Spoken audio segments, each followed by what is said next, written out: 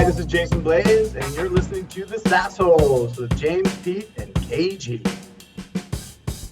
Welcome to SaasHoles, a show dedicated to issues within the software as a service industry. We are revenue ops with a Edge. Jamie, Jason, KG, and myself, Pete, have a combined 100 years of making interesting decisions. Please subscribe to our weekly newsletter. Today, our guest is Jason Blais, is the Chief Commercial Officer at PerkSpot and has over 17 years of sales and sales leadership experience of both inside and outside sales teams, primarily in HR, tech, and recruitment advertising. Thanks to his time at ZipRecruiter and CareerArc, Blais has a wealth of knowledge working with HR-minded buyers and is currently applying his experience to PerkSpot's commercial team as they develop new approaches and processes across marketing, sales, client success, and revenue ops to accelerate their market growth. But before we get to Jason, this episode is brought to you by NeuroNoodle. Hey, parents of athletes, get a doodle their noodle. It's playoff time in football and basketball starting to kick up. If they get knocked in the head, you need a baseline to compare to figure out if they can get back on the court. You get a physical every year, right? Well, get a brain checkup now before the basketball season starts. Basketball started, hasn't it, guys? I think so. It has. Last night, I got to give a shout out to my Marquette. I'm a Marquette alumni. They upset Illinois. Shaka era has started. Havoc is here. Schedule an appointment now at neuronoodle.com. Okay. KG. Yeah, man. Carney. Oh, no. Come on. Here it comes. Carney. Yeah, it's big. I only seem to get sick on weekdays. I must have a weakened immune system. Leave us some comments on our blog at SaasHoles.net. Hey, Pete, I got one for you. I got one What? I meant to put on there. Why you do this? You didn't. Because it's great. I'm just going to edit this all out, but go ahead. What did Delaware? What? Maybe New Jersey. I don't know, but Alaska.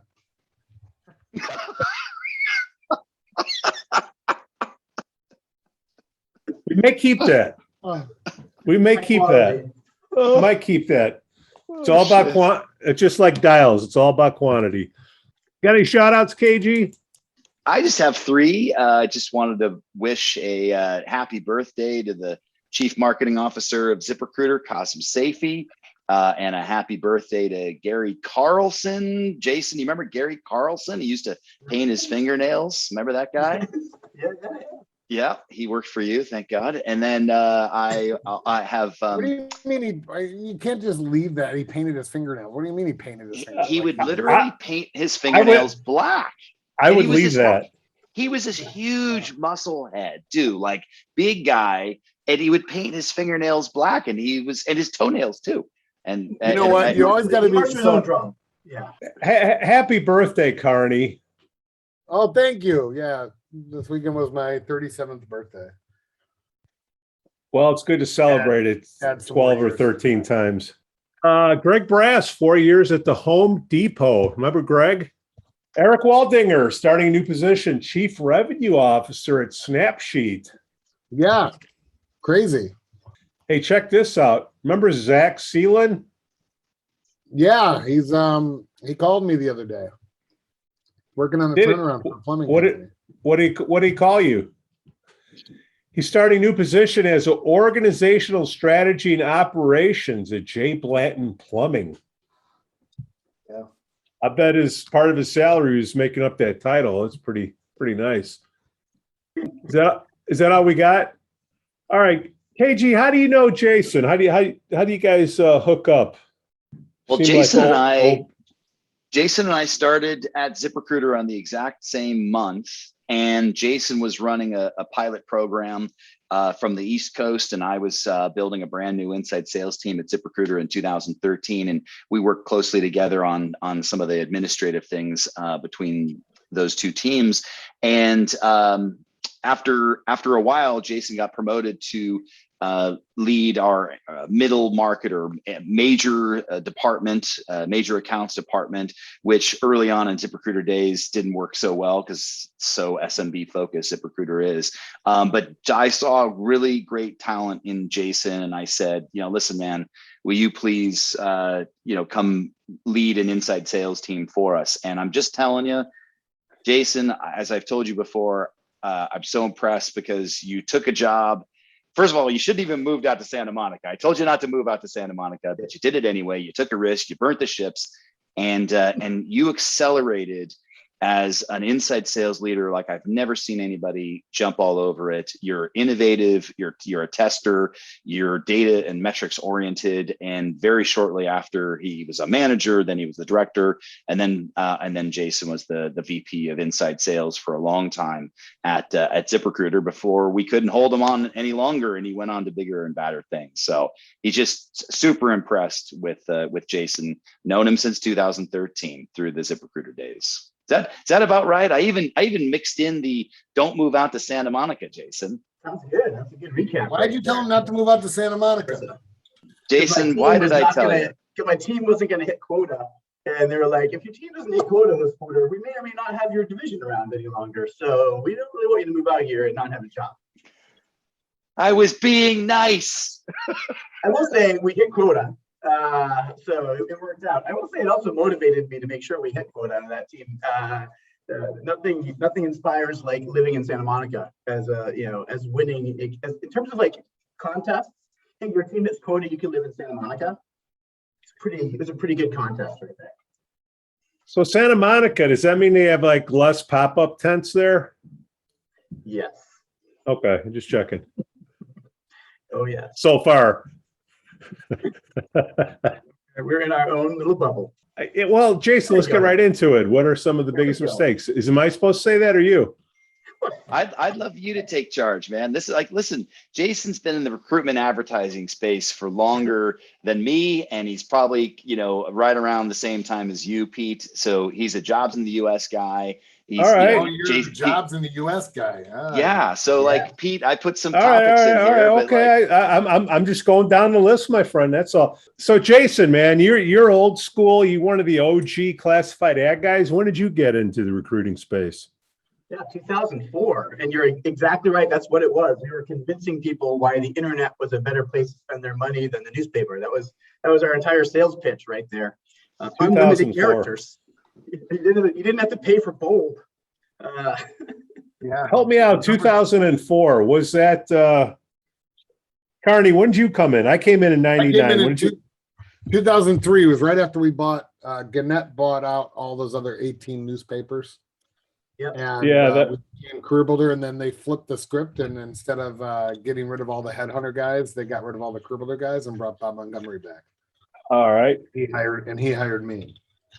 Well, kind of what I'm trying to get at is back then you were trying to do a combo ad. You had a print ad and you had an online, and you're trying to get the print to the online. Flex ads. Weren't they called flex ads? Well, you did a web code. What year was the web code or whatever the hell that was called? That was probably 2003, 2004. It was probably still popular. Okay.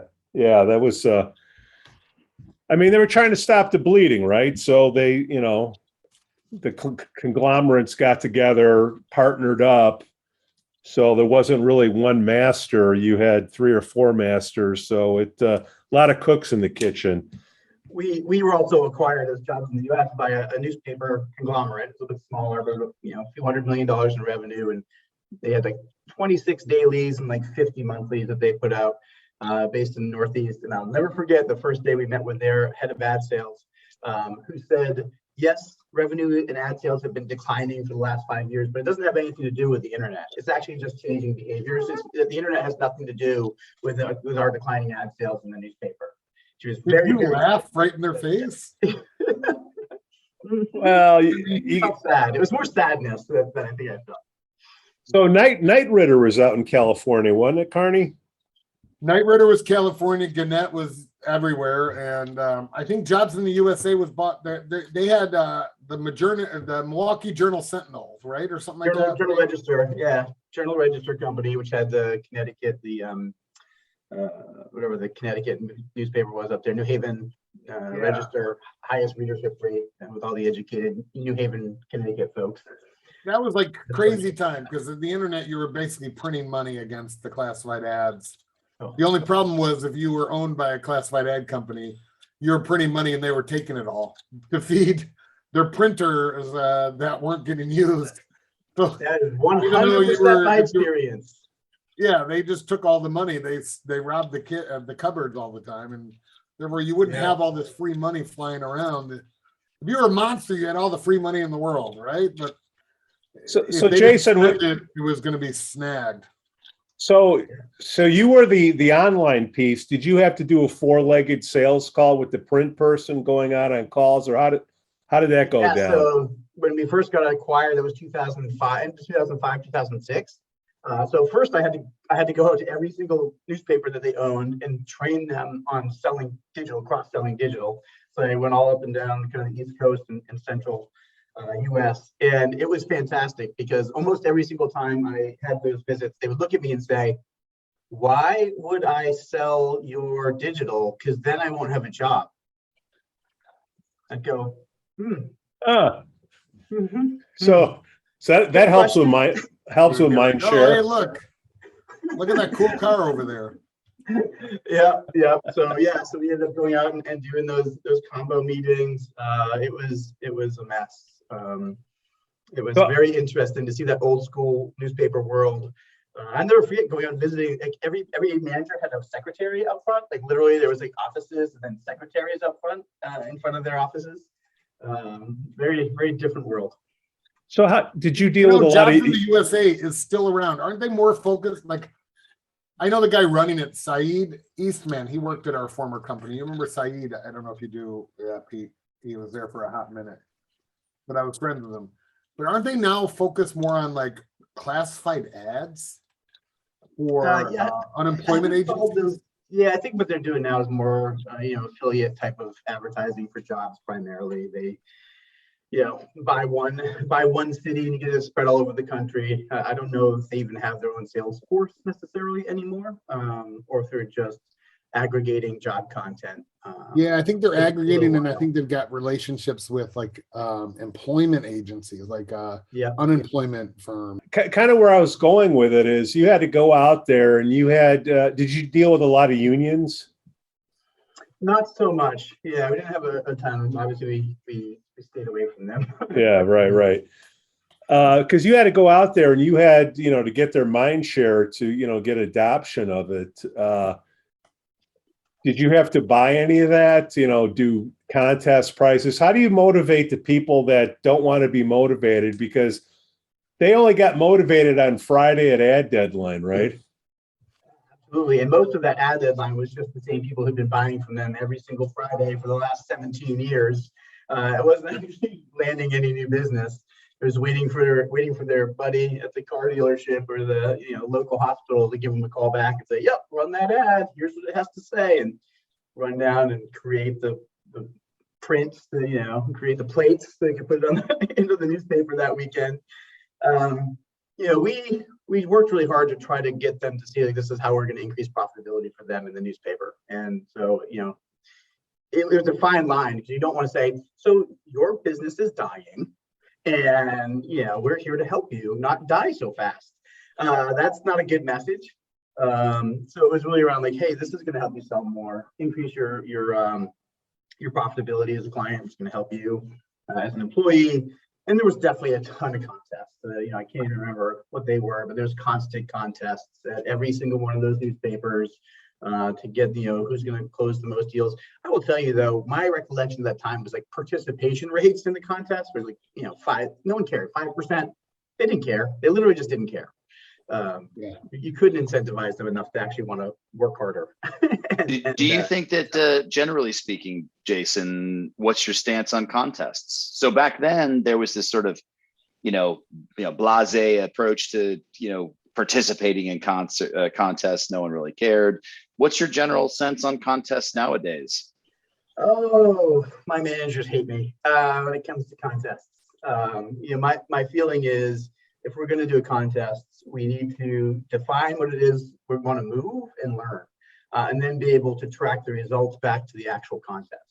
So, just doing contests where the top salesperson, who's always the top salesperson, continues to be the top salesperson and makes an extra $250, does nothing for the overall growth of the team. And is there contests where somebody gets one inbound call that is a big deal and they win the contest? We didn't learn anything. We didn't improve anything. Can't see any measurable difference.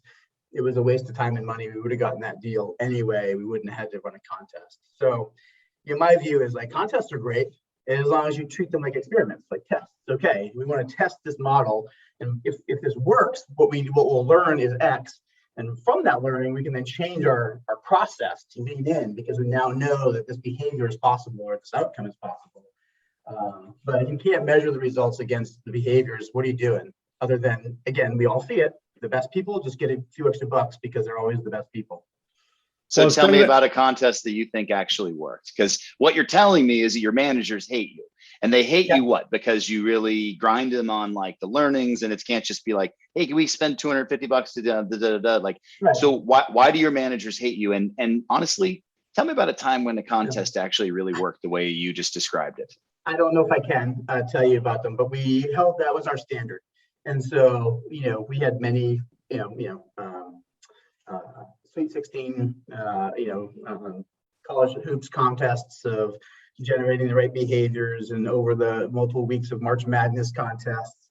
But when managers come with a contest, I make them really clearly define what metrics were they expecting to move, how are they going to get the entire team to move versus one person gets out ahead and nobody else actually engages with the effort. Because that's also the big problem with contests is if there's only one prize and someone gets out early, the rest of the people just stop trying. And then you don't get the lift that you're shooting for anyway. So I need to make sure the whole team actually gets lift in their effort or whatever behavior metric we're looking to move. And how are we going to measure the outcomes so that we can report back? Because I always said like this, we're going to report back to the leadership team on this contest that we did, what our hypotheses were, what the expectations were, and then whether or not we moved the needle. And then why or why not? Why didn't it move the needle? Generally, what I remember is just having explanations about why it didn't move the needle and why we couldn't track it because there was cross noise. There was noise of but it was also, this quarter is always the highest month. Or it was also, we actually got an increase in leads because they spent more on advertising. So leads went up. So everyone actually got 30% more leads that, month. And so we got 30% better, but we got more leads. Was it actually the contest that drove it? And that's right.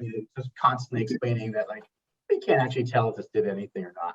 Tell us about Merch Madness. I remember it was March Madness, but it was MRR, yep. Merch Madness. That was one of the best contests I ever saw you and Ryan Jones put together. I loved it. Tell our listeners about that without naming any specific names of companies, blah, blah, blah, blah, blah. Yeah.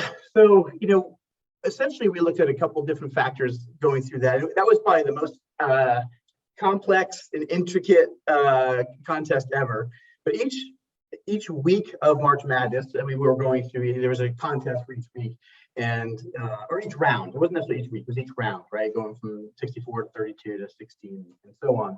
And what we identified were the different factors that generated or contributed to MRR per lead. And so, the first round, I can't remember exactly what they were, was hey, can we increase the volume of transactions? Because if we can close more deals at the same revenue, then we get more revenue per lead if we can increase transaction rates. And then we were okay, let's see if we can track a higher revenue per deal. Because if we close the same number of deals, but we can actually get a higher revenue per deal, we can increase Merkle revenue per lead.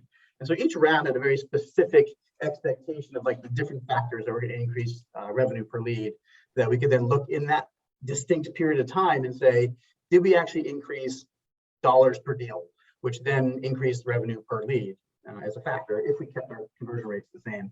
And that was as close as we ever got to. That's the one that I thought of when you were asking me one that worked. That was as close as we ever got because it was super specific with very, very tight controls around what we were measuring.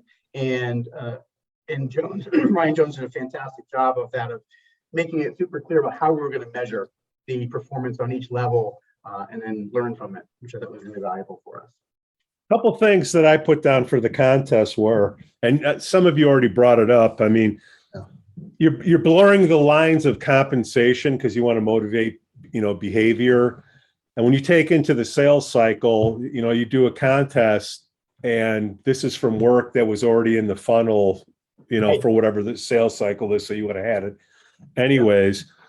But if you're going to test something out for, a pay plan change, compensation, it's good to have a contest in it to see if it does motivate the behavior. The only thing that I saw that really helped with the contests were when we used to run those monkey commercials. I wasn't for them, but you had the Super Bowl, you had the commercials, and I'm like, all right, how can we make money out of this? Get the kids to get on the phones to say, hey, did you see the commercial last night? What'd you think? To have a reason to have a conversation and get, something going. Zip was pretty good with the commercials. If you get a list of when all the commercials hit, to follow up Zip with the did phone great on call. the radio ads, especially, right? Radio, right? I know, but they did. They hit radio. I know they did. Radio, and then the And digital radio. What they did, and I think it's interesting. So you've been involved in two companies. One company was, well, more than two companies, but two different. One company, you were running shotgun. So were we, when there was a cultural switch from no one really read newspapers to everyone was moving online, right? And then at ZipRecruiter is a little bit different. You were taking a bunch of the pie because of what I would say poor strategic decisions by the sort of the leaders in that industry were focused on other things while you guys were going in and basically doing what these leaders were doing, but just focused purely on what they were doing, which, hey, we can give you a candidate in 24 hours. Well, guess what? So could CB or our former company did that in 2005, where you could upload a resume and we would tell you with artificial intelligence. But you guys just sold on that, and you were rocking the boat because the strategy was so poorly. The strategy changed. Now, I wouldn't say poorly. The strategy changed at our former company so much that it opened up holes for you guys to take it. They'll probably print money in those cases too.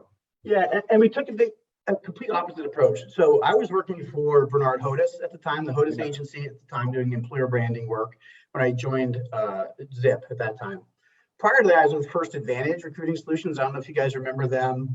They were one of the first. They were the first to roll out a digital postmaster, post once, and it will send it out to different endpoints. They built it for, I think, one of their larger clients. Like, oh, just post it once. We will get it to where it needs to go for you versus having to buy ads in multiple locations. And we were selling that product for $50,000, $75,000 a year, plus add-ons, plus service fees. And I remember meeting with Zip. They're like, yeah, we do the same thing. It's $39 a month. I was like, whoa, I'm literally selling that a year ago for $75,000, the ability to post once and go to multiple places. And you guys are bringing this down market for $39. We're onto something here. But the other thing that they did, which really they look back and you think, like, how crazy was this? Those other companies you mentioned never advertised to employers. They advertised to audience. And all ZipRecruiter did was advertise to the employers. Every message was to the employer. It was only employer focused. And it was just about how I'm going to help you get candidates and do it fast, cheap, quick, easy, simple. Versus everybody else, it was like, hey, job seekers, come over here. Hey, job seekers, come over here. So they did. They changed that paradigm. The one thing that our former company avoided that because it would take away from sales reps being able to sell into that space, right? So the thought process was we could do e-com to push up the sales reps, higher into the bigger accounts. But at one point or another, and that's what we used to do. And then at one point or another, we said, no, we got to make sure these sales reps can eat their lunch and stay in this lane.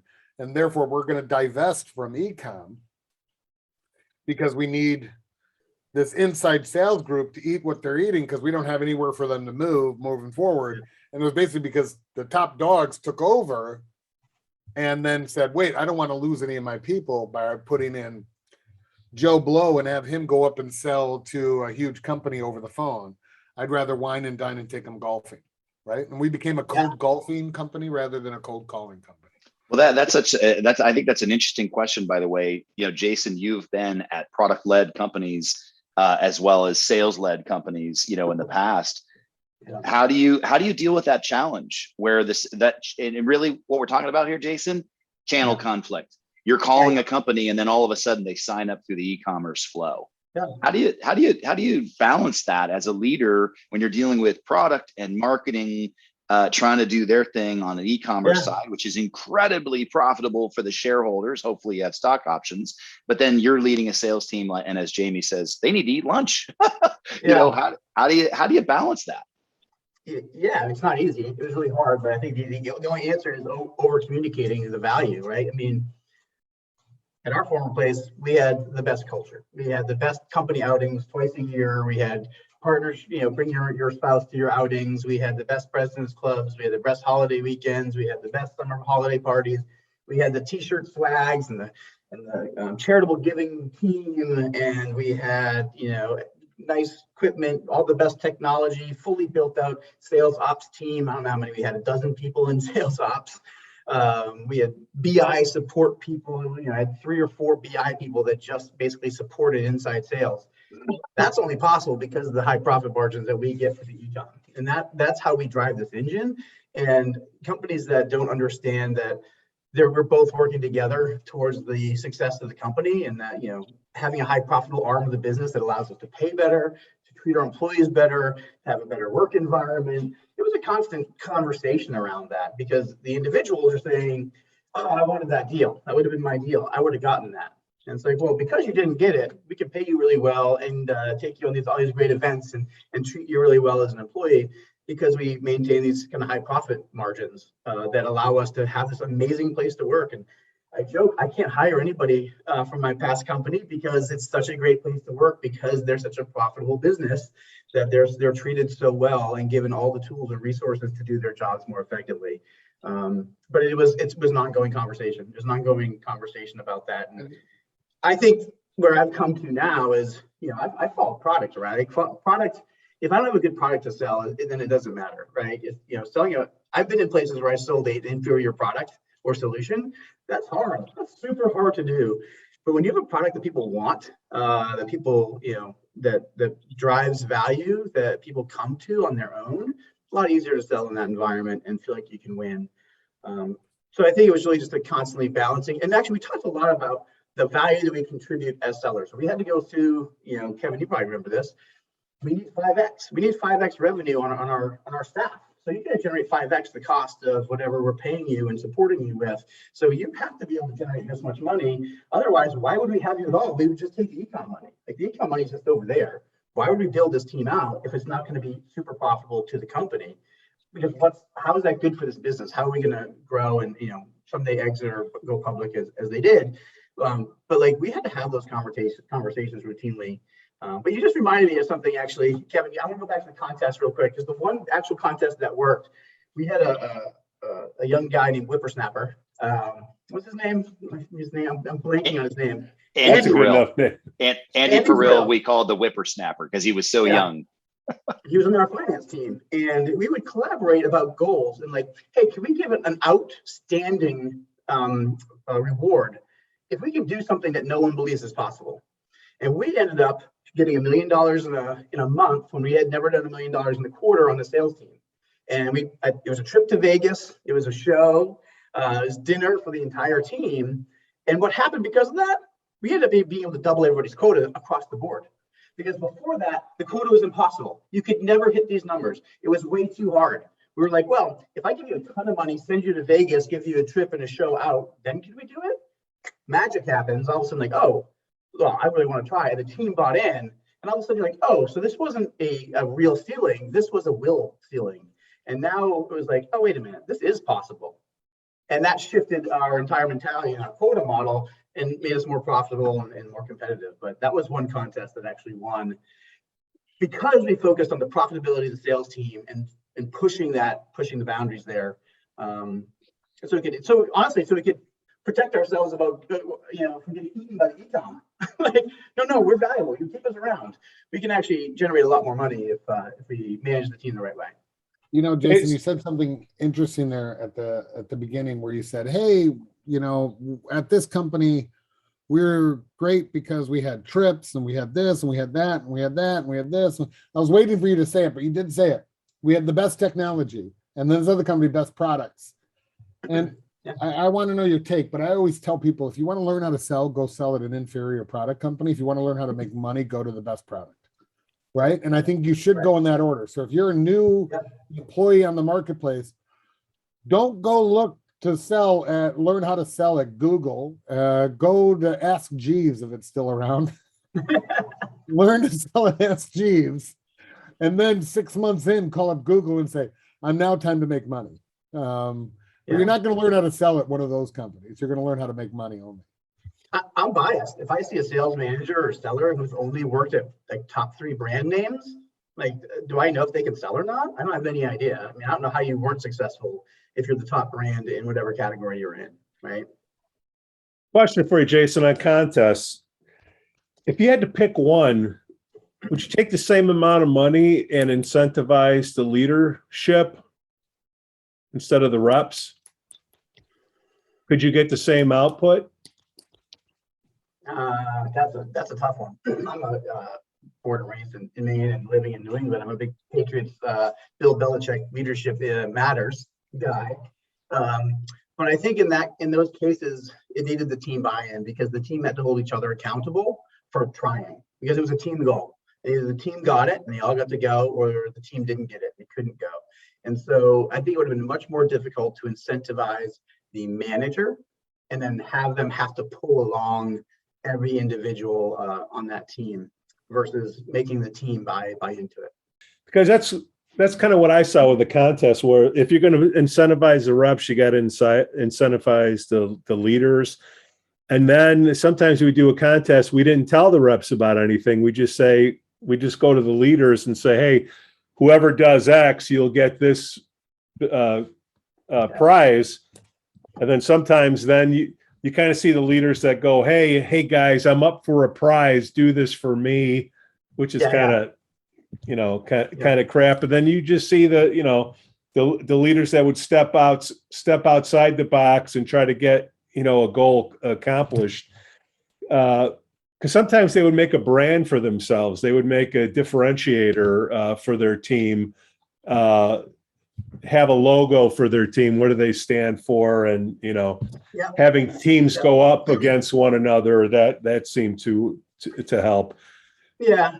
I think when I had a team early on, especially in where Kevin and I were, I as a manager, as a leader of a team, I was just hell bent on that my team was going to be the best team. Like, no matter what, my team was just going to be the best team. And that was going to be through how I held my reps accountable. The goals, the focus, the coaching, every conversation was going to be, how do we close more deals? How do we close them faster? How do we close them bigger? And I think that's the kind of leaders that you want. As I've moved up and had many leaders working for me, I don't want to have to motivate the leaders. And Kevin, actually, I was on a leadership call this morning, and I quoted you. Our job is not to motivate people. Our job is to create a motivating environment and to reward them for their motivation. But it's not about motivating them. And I feel that that's really particular with managers. If you don't want to come in and make sure your team's the best, and you just want to come in and check activities and make sure they're having fun and, checking in on their, how their weekend was, and you're not driven to make sure your team's the best team, I'm not going to give you bonuses or contest money to make you want to do that. I love Kevin's got the meeting. Yeah, man. Look, your coaching sessions were legendary. I'm envious of the coaching sessions that you ran. And one of the things you used to do, which I loved, was that as the VP, you would cut past the director and go to the manager and say, do you mind if I do the coaching session with this rep? And you would sit there, and what you were doing was two things. You were teaching the manager how to run a coaching session, and you were then coaching the rep at the same time. And it just blew me away. And I thought, oh my God, but the way that you did it was absolutely amazing. Do me a favor, or do our listeners a favor. Talk to me about how you do your coaching sessions like that. They were legendary. I believe it is the job of the manager of any organization, no matter what sales, whatever you're doing, to improve the performance and skill set of the people that work for you. Every single person on that team. And I'm interviewing managers right now. I've asked a few of them the question. You got 20% bottom performers, 20% top performers, 60% in the middle. Where do you spend your time? My answer is I spend the same amount of time with every rep because my job is to get every rep better. I want my better people to get engaged and strive for things they can't believe that they can do. I want to take my middle reps and have them be as good as my best reps. I want to bring my bottom reps up to being better and hitting their numbers. Like my job is to help every single person get better every month, 1% better every day, whatever that is. And so, I always approached one-on-ones and coaching as deal coaching because I looked at it like batting practice, like walkthroughs before the Sunday game. Like, hey, this is a situation that's going to come up 100 times in your career. So when you hear this, what are you thinking about? So before you make this call, who are you talking to? Based on that title, how busy do you think they are? What do you think is most important to them before we get on the call? Great. And okay, so if they ask you this question, what are you going to say about that? And it was very much like batting practice. Like, let's go pretend there's runners in scoring position and you need to hit a line drive or a ground ball to move the runners around. You're not swinging for the fences necessarily. So let's talk about the scenarios that we're going to be in. And it was always like, let me go into a deal. Where was this deal? What was happening next? Who are we engaging with? How are you going to move that deal forward? And because I had, a ton of years in sales, right? They're basically the same problems that come up and over and over and over. And ultimately, every single time that we would do something, somebody would say, hey, that thing we talked about happened. Like, of course it does. It happens in all the calls. These calls, they're all the same calls over and over with a small variation of the things you need to be ready for. And then they would immediately get buy-in. Like, oh shit, when I talk to Jason, we talk about things and then it comes up and then I'm prepared.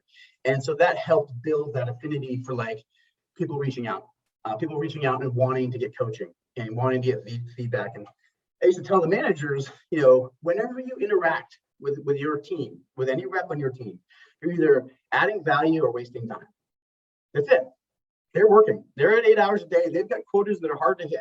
They've got 8 hours of sitting at their desk to try to hit their quota. If you're taking their time away from what they're doing, you're either wasting their time or you're adding value. So at the very least, you can connect, see how the weekend's going, and then go, so what's your next call? You can connect, ask about they just had a kid, how it's going, great. So who'd you just get off the phone with? What's the next step? And if you constantly think about my job is to add value in every interaction, I don't want to waste time, you get this organic culture of like, hey, that's the guy that when he comes by, provides me a little nugget of wisdom that I can use to help make more money. And now it's like, hey, Jason, can you come take a look at this? And then you have a solid coaching culture, I think. But yeah, it's kind of how I view the world.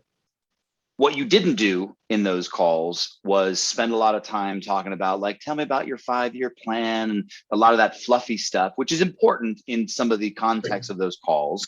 So you didn't spend a lot of time doing that. Maybe you could have spent a little bit more time doing that, but you were really helping them tactically. You'd open up the pipeline and go, that one, what do we do with that one? And you also weren't spending time saying, what's your number? Just tell me what your call out is. What is your forecast? You were really like, you would get in, you'd roll up your sleeves and you would show the manager how to do these coaching calls. You would go through the leads. You would even go through the leads that these salespeople had discarded over the last week. And you would find so much opportunity just in the leads that they had discarded.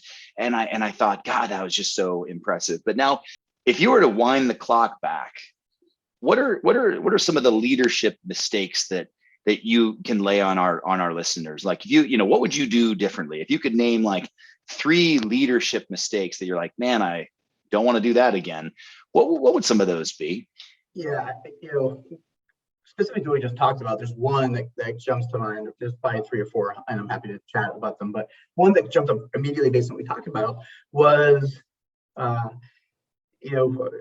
concept of training and coaching, and specifically training. I think early in my career, I believed if I told somebody, hey, you're a sales rep, I need you to do prospecting, I could walk away and they knew what that meant. Or, hey, we need to get better at overcoming objections, because they knew what that meant. And I think what I've had to learn was it's up to me as a leader to validate that my employees know what they're supposed to do and how to do it. Because if you just say, okay, guys, we're going to focus on, we're going to do some cold calling today. Well, good. You walk away. You're going to find out half the people, they don't really know what they mean by cold calling. Who am I going to call? Like, who do I call next? How do I build my list? Like, what should I be saying? Do I leave a message or do I not leave a message? But I had to really learn like, oh no, I need to validate. So do we know what we're supposed to do? And do we know how to do it before I could actually hold them accountable for doing it? So like trading is, do you know what to do and you know how to do it? Coaching is, you know what to do, but you're not good at it yet. You're just like, you know what you're supposed to do and you're not good. Let me help you get better. But I can't coach you if you literally don't know what you're supposed to do or how to do it. And I think I wasted years early on as a sales manager where I just thought, oh, I could just tell them that and they would know. Someone must have trained them somewhere along the way on what this meant. And that's not always the case. And I think that was one big thing that I had to learn over time was like validating that you actually understand what's expected and you know how to do it. Like not just like, oh yeah, I'm supposed to do this, but do you know how to do it? Like, what does that sound like or look like? Because people won't say, hey, I'm not sure how to do that. People don't raise their hand like, okay, Blais, but I'm not 100% sure. Like, how do I cold call or what should I be saying? They go, okay, got it. So I think that was a big lesson I had to learn. I spend a lot of time now with like validating and like, okay, before I can even hold a rep accountable for failure, have I confirmed that they actually know what they're supposed to do and they knew how to do it? Because if I haven't, I got to go back to step one. Let's make sure that you know that before I can hold you accountable for performance. Now, once I get that, now it's coaching. Let me get you better at it. And then managing is like, you know what you're supposed to do, you just don't want to do it. Well, we have other problems we have to get to. I think the other thing that really comes to mind is inspecting what you expect, right? I think, again, it's kind of the same thing, but just rolling out a new process, having a team meeting. Hey, team, we're going to start using this talk track. All right, we got it. And they walked away and expect they all just started using the talk track. And then finding out a month later, no one's been using the talk track and there's no impact because they weren't comfortable with it. They didn't agree with it. They didn't feel comfortable. They didn't like it. And you're like, we rolled this out a month ago. What the hell's going on? How come, like, I told the team, I did my job. And it could be a new opportunity management process. It could be new, like how we handle leads. And I think I've learned that there's a lot more that goes into implementing processes than just telling people. The big focus on adoption auditing, what I call adoption auditing. Did they auditing whether or not they've adopted what we say? What's an example in your current world where you've learned that lesson and you've inspected what you expect, at PerkSpot, if you don't mind sharing? So we're doing this right now. We just brought on a new trainer. He's putting together some great training content for us. And we just worked on putting together Monday. What we're calling them, basically Monday tests. So every Monday, you're going to put something into a test that the team knows is going to come every Monday morning. It's less about finding out who didn't learn something, and it's more about reinforcing the content that we talked about last week. Could be a new feature rollout for our platform, and like, hey, what's the new feature do, and where do you find it? And so we're doing this now so that like we put these kind of Google Forms assessments in place that are meant to be reinforcement, but they also give us a clue in terms of like who doesn't, where was the gap? Maybe 6 people know and 3 people didn't get it. And so we really are very clearly putting these assessments in place. We did it with a recent sales rollout as well, kind of changed our sales process. And like, what does this stage mean? Why would you put somebody into this stage? Why does somebody come out of this stage? And actually having them go and fill out a test. Not only does it tell us, again, where we need to focus our coaching or training, it also makes them feel like, oh, this is important. Like, oh shit, they're actually asking me to validate I learned it. They must actually care. Versus it's just another thing my boss is saying, which I think is I was a sales rep for a long time. My boss has said a lot of stuff to me that didn't help me make any money. So I learned to tune them out. Jason, when you started 15, 16 years ago, and you had a recruiting class come in back then, and you have the classes that are coming in now, what's the biggest difference that you're seeing? Lack of fundamental training, like fundamental sales fundamentals. I think was it Jamie was saying it before of like, I came up in a world where I got trained in sales, how to overcome objections, how to control the conversation, how to pitch values and benefits to needs and desires. And like, I was trained on all that stuff, and that's how you learn to sell. Nowadays, there's a lot of people coming from worlds of inbound leads, high intent inbound leads coming from marketing or product that are just like, hey, I was already interested and I wanted to buy this. Can you just show it to me? And then I'll decide if I want to give you my credit card, which isn't selling necessarily. I actually have a whole slide for new hires over the last 3 years, which is like, how do companies generate revenue? What are the roles in a company to generate revenue? Product is a revenue generation role through e-com. You don't even see salespeople. Cashiers. Some companies generate revenue through cashiers. Somebody has to stand at a cash register. What are the skills and aptitudes for a cashier? Friendly, polite, at your workstation. You know how to use a cash register. Then you can go through to telemarketing, right? And then there's sales professionals. What are the skills that you need to have a sales professional? Because it's not the same as a cashier or a telemarketer or a product person. And so salespeople have to overcome objections. They have to overcome unqualified no's. They have to, present value, gain internal consensus on decision. Like these are the skills of sales professionals that people don't necessarily come with based on this new SaaS world that we've made it real simple. Real easy, and it's great. High profitable, high volume, high velocity sales are great. I have no ill will towards them, but they don't necessarily teach people how to sell, how to take somebody who's not sure if they're even in market, get them to be considering to be in market, and then convince them that this is the right product or solution for them. Are they less willing to take on risk than 15, 16 years ago?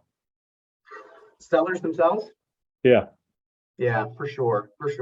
The notion that like, you shouldn't work for your pay for your salary, you work for your commission. That doesn't fly anymore. It's like, no, if you want me, you better pay me enough base that I'm going to be happy and trust that I'm going to work towards my quota. I grew up I had a straight commission job. I tell the story, but I got married and bought a house working in a 100% commission job. And like, if I didn't sell anything, I didn't make any money. So that's a different world than where the new generation is coming up. But I don't think that they're any less capable. I think, again, when we've put together the last couple companies, we now do a month's training. I know that a lot of companies don't invest that much time, but my sales people now are not going to talk to anybody for months. I want to make sure they know sales fundamentals is week one. I want to make sure to get validating. Do you know how to overcome objections? Do you know how to control the conversation? Do you know how to talk about values and benefits? Do you know how to do needs analysis? Like, I'm going to actually make sure to week one, and we just had a rep come out. She's like, that was like such a good refresher, stuff I've heard, I'd seen before, but like to come back through and actually go through the steps of my sales foundation was such a great first week. And then we go into product for a week, and then we go into the market for a week. Who are we selling to? And then we do live role plays for a week. So I'm covering off a week that I know you know how to sell, a week that you know our product inside and out, a week that you understand our buyers and our market and competitors, and a week where you're actually just doing role plays. And we're doing it on Gong now, so you can listen to those role plays. And so I'm going to make sure that after 4 weeks, I know that I've covered off everything that you need to be able to be successful, and we get you off the right foot. And by that time, they're dying to be on the phones. So I think it's more of an investment up front that's required than it was 15, 20 years ago when I was thrown out there, in that early 2000s of like, listen to the other sellers and then get on the phone. Like, listen to what they say. There's a difference getting those college kids that came out during 2007, 8, 9, when that recession hit versus, now it's a lot different. If you were to talk to some new leaders, you're an expert in sales leadership. I'm going to go out there on a limb and say that. If there was a pro tip that you were going to lay on a new sales leader that is looking for mentorship and guidance, what would be that pro tip that you would get? 1, 2, or 3 tips that you would give this newly minted sales leader. Make sure you do this or don't do that. What do you got for us? Yeah. I would start with make sure everybody on your team understands their fit in the business, their role in the organization, and how they contribute to the success of the business. Don't make it implicit, make it explicit. This is what your role is here to do, and my role is here to do. And this is how we are measured as a team, as a management team, as a department. Super clear. You don't want to have any questions around why we do what we do. And then, validating in terms of, I think the biggest thing is opening up with radical candor from day one. Set the expectation that you're going to hold the team to high standards, that you're going to focus on success and performance and winning. And then it's easier to ease into like soft skills relationship if you set the bar, like we're going to be a top performing team. I'm going to help this team win. I'm going to focus on getting better. And I want to make sure we have a culture of winning. And then I'll start focusing on through my actions, on getting to know you, through my one-on-ones, through after work, through happy hours, through lunches. I will get to know you and we'll have a great relationship versus I'm going to start by getting to know you and have a great relationship first. So therefore we're buddies. And then I'm going to try to hold you accountable to really hard goals after you now have this sense of like, oh, come on, you know that I can't do that. Oh, come on, that's not a good goal, boss. start at the goals, start at the priorities, start at the focus of like being the best, and then come back to like showing real interest in your teams versus worrying about being your friends first. I think the biggest thing that I've taken away from my career is there are definitely people who work for me that will tell you I was not easy to work for and didn't love working for me, but they will tell you 100% I helped them get better at sales and make more money and improve their career. And that's what I wake up for. And I tell people considering being managers, if you can't get excited about seeing a rep on your team increase their behaviors, like, get better at call skills or follow-up skills, you have to be as excited about that as a win. Because if all you care about wins, you're never going to have a sustained success and you're never going to be happy because you won't always get wins every day. But if I hear a rep on the phone or I listen to a gong call and they've taken coaching and they're overcoming a rejection they couldn't overcome 3 weeks ago, I don't care if we got a deal that day. I'm like, it's happening. The team's growing. And if all you're focused on is that number, a client that used to work for you switches companies, comes in, is like, hey, I just switched companies. I want to sign a contract with you. And your rep hits 100% the quota and they did nothing. That's not sustainable. And so it's like, I just love coming every day. And I tell managers this, if you don't want to help people get better, don't get into management. It's not fun. It's stressful. Then you get pissed off at them if they miss their numbers because you're just like, where's my numbers? My numbers, your numbers. You get my numbers versus I'm helping my team get better. That's my big takeaway. I love it. Sales leadership is a calling and a vocation. And if you're not down for and getting excited about helping people, get the fuck out because it is hard if you don't get off on like that light bulb going off on people's heads. So that's awesome, Jason. Thank you. Pete, take us home, man. Well, number one, you can't be selfish. They'll smell that a mile away. You're selfish. They're not going to follow you. You're just a guy out for a walk. Jason, thanks for coming on the show today. I appreciate it. It was a blast. You had a good fun. I have to do a quick shout out. Emma Salazar, also his birthday today. Worked with Kevin and I in the past. The director of sales just started with me yesterday as a director of sales, and it's his birthday today. So I want to give him an extra shout out there as well. So I appreciate the time today, guys. I always love talking shop. Happy birthday. Hey, what's the best way for our listeners to learn more about you, Jason? Yeah, I think LinkedIn's my primary source. All right. I think that's where I go. Find me on LinkedIn, hit me up. I try to be active there, but that's really it. Or walking on the beach in Santa Monica, you can always bump into me down there. That's fine too. Run into your pop-up tent. Thanks for listening to SaasHoles. On behalf of Jamie, KG, and myself, Pete, we thank you for listening. And we please ask you to give us 5 stars on Apple Podcasts. If they can't hear us, we can't help them. And subscribe to our weekly newsletter. All the links will be in the podcast notes. And if you really, really, really like us, you can always buy us a beer on Patreon/SaasHoles. Cue the music.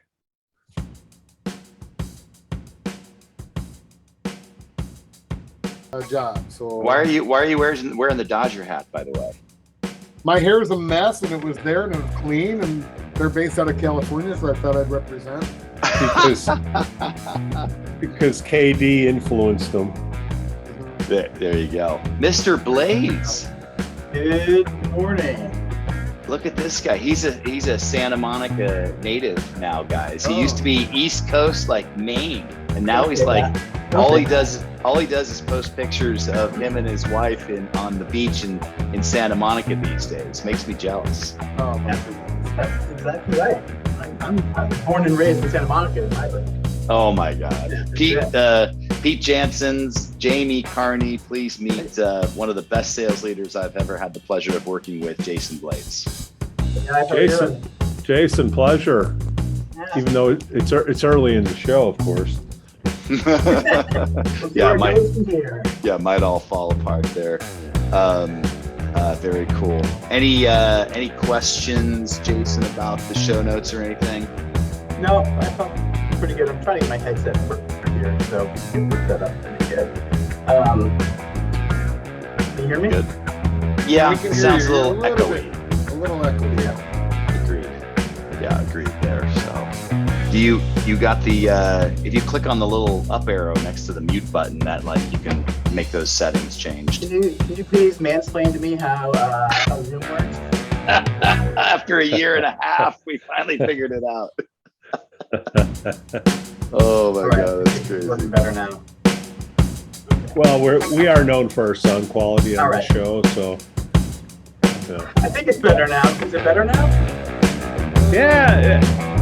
Roll with it, baby. Roll with it. How about the intro, Jason? What do you think? You got it? I don't know. It's a long script. I'll do my best. It's pretty tough. Red light. Wow, that's pretty damn good. Geez, finally a guest gets it fucking right on the first try. You don't have to like guide them through it. All right. No pressure. No pressure there. Hands inside the ride, guys. Hands inside the ride. Here we go. Pete reads guest bio here. Cut and paste from above. Okay. Where are we at? We just started.